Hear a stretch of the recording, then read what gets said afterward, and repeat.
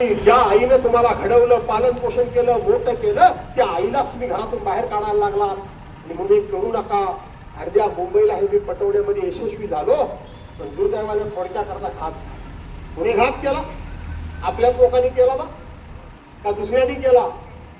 सगळेच्या सगळे 84 मधले 64-67 लोक हे बाहेर आपल्याला सोडून गेले.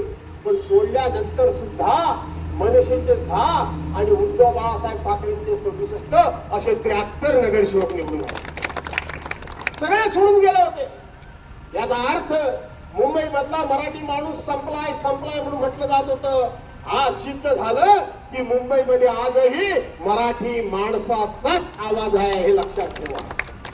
आणि म्हणून आपल्या तालुक्यामध्ये, आपल्या मतदारसंघामध्ये आपलाच आवाज ठेवायचा. आपला ठेवायचा का नाही ठेवायचा? राहिला पाठी उभे सगळे का रात्रीत काहीतरी गडबड करायला कुठं काय? इकडे पैसा, तो असं केला, त्याने तसं केला, तो आमचा, असल्या काही वादात पडू नका. एकमेकाबद्दल कुठल्याही प्रकारचे दुराग्रह करून घेऊ नका. महाविकास आघाडी मी भक्कम केलेली आहे. मी आता इथून खेळला सुद्धा जाणार आहे. तुम्ही म्हटलात तर चालत प्रांत कचेरीपर्यंत तुमच्या बरोबर येतो, नाही तर तुम्ही गेलात तर बरोबर, कारण मला खेळला जायचंय. आणि म्हणून सभा घ्यायला मिळेल नाही मिळेल, वेळ थोडा आहे. सगळेच्या सगळे उमेदवार निवडून आले पाहिजेत. सगळे मी सांगितल्याप्रमाणे 14 मतदारसंघामध्ये 11 जातीच्या लोकांना संधी मी दिली आहे. कुठल्याही पक्षानं सांगावं की अशा पद्धतीने बहुजन समाजाला कोणी संधी दिली आहे. मग बहुजन समाजानं निर्णय घेण्याची वेळ आली की आपण कोणाच्या मागे राहायचं, आपण कोणाबरोबर चालायचं. नाही तर 2च समाज एकत्र येतील, मराठा आणि कुणबी. दोघांनी वाटून घेतलं की बाकीच्या हातात काय मिळणार आहे? गेलं काय? दोन्ही समाज बलवान आहेत, दोन्ही समाज मोठे आहेत. त्यांनी वाटून घ्यायचं ठरवलं तर छोट्या समाजाला कोण काय देणार? म्हणून छोट्या समाजाला पण ही संधी मिळाली पाहिजे. ही भूमिका मी नुसती शब्दाकरता करत नाही, भाषणाकरता करत नाही, तर प्रत्यक्षपणे कृतीमध्ये आणतोय. आणि म्हणून त्याचं समर्थन तुम्ही केलं पाहिजे, त्याच्या पाठीमागे उभं राहिलं पाहिजे. बहुजन समाजाला समृद्ध करण्याचं काम, मजबूत करण्याचं काम आपण सर्वांनी करावं, अशा प्रकारची विनंती करतो. काय पैसा माझ्या विरोधात काय थोडा पैसा वाटला का नाही? वाटला ना?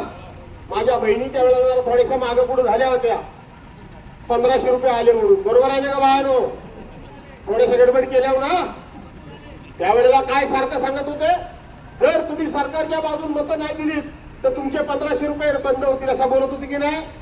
तुमच्या तर मनात सारखं होतं, अगं बाय तो भास्करचा तो दिवस रात्र भेटतो, आपल्याला उपयोगी पडतो. पाणी असेल, रस्ता असेल, अडचण असेल, पोलिसांनी पकडला, तहसीलदारात दंड लावला, कुणी काय केला तर भास्कर जाधवच्याकडे जायचं. पण मतं आता भास्कर जाधवला द्यायला हवी. पण नंतर काय झालं? काय दिली तर माझे 1500 रुपये जातील असं वाटलं ना तुम्हाला? आज माझा प्रश्न आहे तुम्हाला, माझ्या भगिनींना तुम्ही प्रचारामध्ये सर्वांनी सांगितलं पाहिजे की 100% महिलांनी त्याला मतं दिली काय? काही जणींना 1500 रुपये चालू आहेत, त्यांनी मला दिली का नाही मतं? दिली का नाही?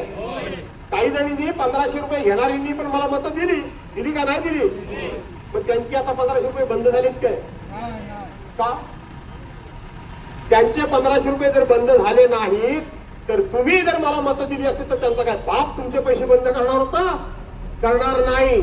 आणि म्हणून यापूर्वी देखील आपण त्या ठिकाणी संजय गांधी निराधार योजनेतून पैसे देतो, श्रावण बाळ योजनेतून पैसे देतो, अपंग योजनेतून पैसे देतो, निराधार योजनेतून पैसे देतो, अंगणवाडी सेविकेला पैसे देतो, मदतनीसला पैसे देतो, आशा वर्करला पैसे देतो, ग्रामसेवक आपल्या कोतवालाला पैसे देतो, आपण त्या ठिकाणी पोलीस पाटलाला पैसे देतो. कोणी बंद केले? हे काँग्रेसच्या राजवाटीपासून चालू झालंय. पण काँग्रेसने ज्यावेळेला सांगितलं नाही की आम्हाला मतं द्यायला हे पैसे बंद करू, हेच पहिले ड्युटी निघाले. लाडकी बहीण. बहिणीबद्दल प्रेम नव्हतं, मताचं प्रेम आहे. तुमचं काय प्रेम नाही, मी काही नाही तुमच्यामध्ये, काही नाही. आणि म्हणून दिवस रात्र तुमच्या मदतीकरता आम्ही आहोत. आणि म्हणून आपण सर्वांनी या मतदारसंघामध्ये एकच निशाणी आपली आहे. आपल्याकडे राष्ट्रवादी काँग्रेस आहे, हे पण आहे, मनसे सुद्धा आहे. आपण ग्वागरला मनसेला सीट दिलेली आहे. आपण इथं बहुजन विकास आघाडीला सीट दिलेली आहे. इथं कुठल्याही प्रकारचा भेदभाव करायचा नाही, मी सर्वांना सांगतोय. इथं आमची शामिना तांबेसारखी मुस्लिम एक डॉक्टर पोरगी, हाय एज्युकेटेड, कुठे गेली? कुणाला घाबरली की काय? मागासवर्गीय समाजाचा त्याला उमेदवारी दिलेली आहे. या सगळ्यांची निशाणी मात्र एकच मी ठेवली आहे. त्यांचा पक्ष जरूर वेगळा आहे. त्यांनी आपल्या घॉगरमध्ये आपल्या पाठीमागे ताकद उभी केली, खेळला ताकद उभी केली. सगळ्यांची निशाणी काय आहे? अरे काय मग पेटवणार ना मशाल? पेटवणार नक्की. भ्रष्टाचार काढणार, पेटवणार ना. अहंकार पेटवणार, दादागिरी पेटवणार ना. आणि म्हणून आपल्या सर्वांना पुन्हा एकदा शुभेच्छा देतो. आयुष्यभर माझ्या मिरवणुका निघाल्या. हा कुठे आहे? हा काय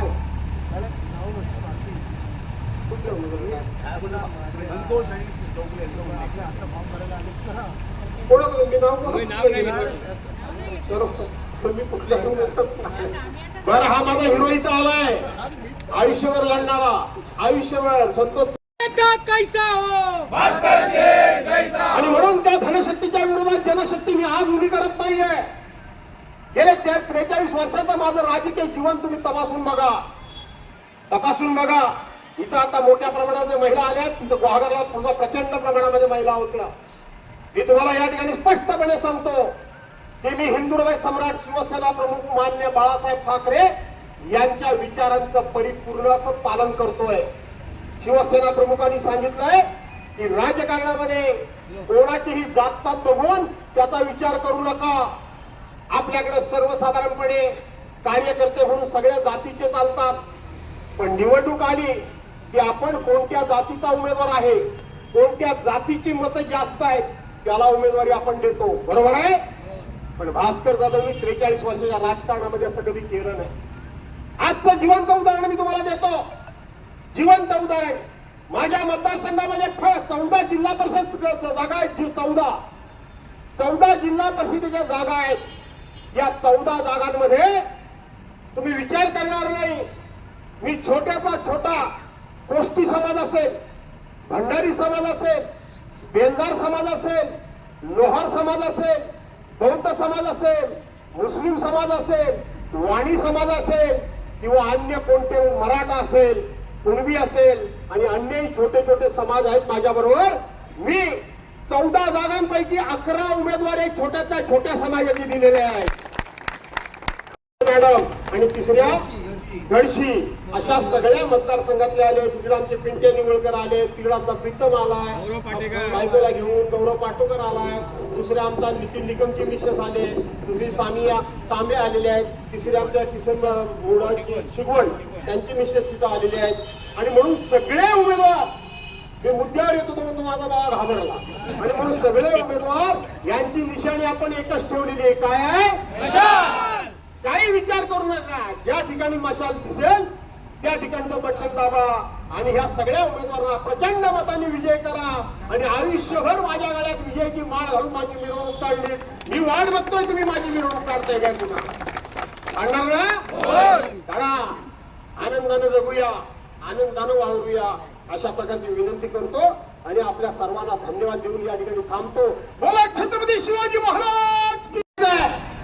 ही सगळे समाज, मी एक बहुजन समाजातला नेतृत्व आहे आणि म्हणून बहुजन समाजाला नेहमी प्रतिनिधित्व देणं, बहुजन समाजाचा मान सन्मान करणं, बहुजन समाजाला त्या ठिकाणी अशा पद्धतीचा आत्मविश्वास निर्माण करणं की माझा समाज छोटा असला तरी सुद्धा माझ्या नेत्याचं मन मोठं आहे, माझं काम बघून तो माझा विचार करेल. आपण बेलदार समाजाला पण संधी दिली, कुंभार समाजाला संधी दिली, कुंभार समाजाला पण संधी दिली.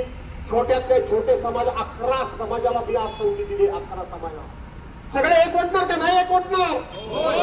आणि ज्या दिवशी तुम्ही सगळे एकवटाल त्या दिवशी कितीही त्या ठिकाणी धनशक्ती असू दे, त्या धनशक्तीला जनशक्ती माती दाखवल्याशिवाय राहणार नाही. मी मला आज सांगतो, काही लोक पैशाचा बाजार मांडून बसले, त्यामुळे काही लोक उमेदवारी घेताना सुद्धा घाबरायला लागले. अरे कशाला घाबरता? पाण्याचा प्रवाह आला तर त्या प्रवाहाबरोबर अगदी मोठमोठी लाकडं वाहून जातात, मोठमोठी झाडं वाहवत जातात, त्या प्रवाहाच्या बरोबर जातात. ते विरोधी दिशेनं पडत नाही, पण एवढासा मासा असतो, एवढंसं बेडूक छोटस असतं, तो प्रवाह कितीही मोठा असला तरी त्या प्रवाहाच्या उलट्या दिशेनं तो जातो आणि आपला मार्ग हिंदुहृदय सम्राट शिवसेना प्रमुख मान्य बाळासाहेब ठाकरे यांचा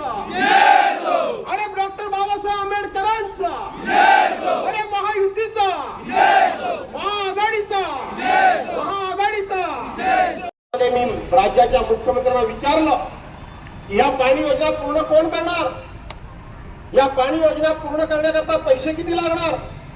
त्यांनी सांगितलं 44,000 कोटी रुपये. 44,000 कोटी रुपये. मी म्हटलं माझ्या अभ्यासाप्रमाणे 9,000 कोटी रुपये लागतात. त्यांनी पुन्हा मला बरोबर केलं, करेक्ट केलं. नाही ना, 44,000 कोटी रुपये. मी म्हटलं केंद्र सरकारच्या योजना आहेत, केंद्र सरकार यांचे पैसे देणार की नाही देणार. राज्याच्या मुख्यमंत्र्यांनी सांगितलं की जे रेकॉर्डवर आहे की केंद्र सरकार पैसा देणार नाही. आता त्याला आपल्यालाच पैसे द्यावे लागतील. राज्यावर 9,32,000 कोटी रुपयाचं कर्ज आहे. कुठून पैसे देणार. गावागावामध्ये रस्ते खराब झाले. माझ्या मतदारसंघामध्ये गेल्या 15 वर्षामध्ये एखादा सुद्धा रस्ता मुख्य खराब नव्हता. गेल्या 4-5 वर्षामध्ये सरकारने एकही रुपया मलाच काय पण कोणालाही दिलेला नाही. आणि संपूर्ण कोकणात त्या रस्त्यांची वाट लागून गेले, वाटोळ लागून गेले. पण तरी देखील सरकार निवडणुका कशा जिंकतं. परवाच्या दिवशी MREGS महात्मा गांधी राष्ट्रीय ग्रामीण योजना फक्त महात्मा गांधींचं नाव वगळण्याकरता म्हणून तीच योजना नवीन नावाच्या रूपात तिथं आणली. फक्त नावं बदलायची.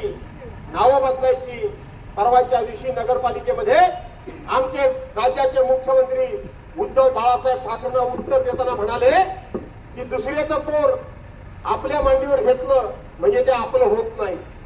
मला वाटतं त्यांनाच सांगायची वेळ आली आहे. पूर्वीच्या सरकारच्या सगळ्या योजना नावं बदललं म्हणजे ती पोरं तुम्हाला झाली असं म्हणता येणार नाही. उद्योग करताय की दुसऱ्याचं पोर आपल्या मांडीवर बसवायचं आणि माझं झालं म्हणून सांगायचं.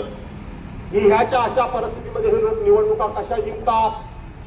ईव्हीएम मशीन आज सकाळी मी बातमी वाचली की केरळ सरकारनं निर्णय केला. परवाच्या दिवशी हरियाणा सरकारमध्ये निवडणुका झाल्या. त्या बॅलेट पेपरवर निवडणुका झाल्या. त्या सगळ्याच्या सगळ्या भारतीय जनता पार्टी हरली. आणि म्हणून अख्खा जग बोलतोय की तुम्ही पुन्हा एकदा त्या ठिकाणी बॅलेट पेपरवर निवडणुका घ्या, ईव्हीएम मशीन काढा. सरकार ईव्हीएम मशीन काढायला तयार नाही. त्यानंतर सरकारनं दुसरी चोरी सुरू केली. दुसऱ्या पक्षातले सगळे लोकप्रतिनिधी चोरायचे, लोकांना चोरायचं, आपल्या ताब्यामध्ये घेऊन जायचं. लोकांचे नगरसेवक चोरले, आमदार चोरले, खासदार चोरले आणि आमचा पक्ष केवढा मोठा झाला म्हणून सांगायचा प्रयत्न केला. त्यानंतर मतदार यादीतली मतं चोरली का नाही चोरली. काही कमी करायची, काही वाढवायची. आणि आता तर निवडून आलेले लोकप्रतिनिधीला चोरायचं काम चाललंय. अशा भयानक परिस्थितीमध्ये आपण या निवडणुकीला सामोरं जातोय. प्रचंड पैसा आहे, दादागिरी आहे, सत्ता आहे. याच्या विरोधात आपण सगळे जातोय. कशाच्या जीवावर.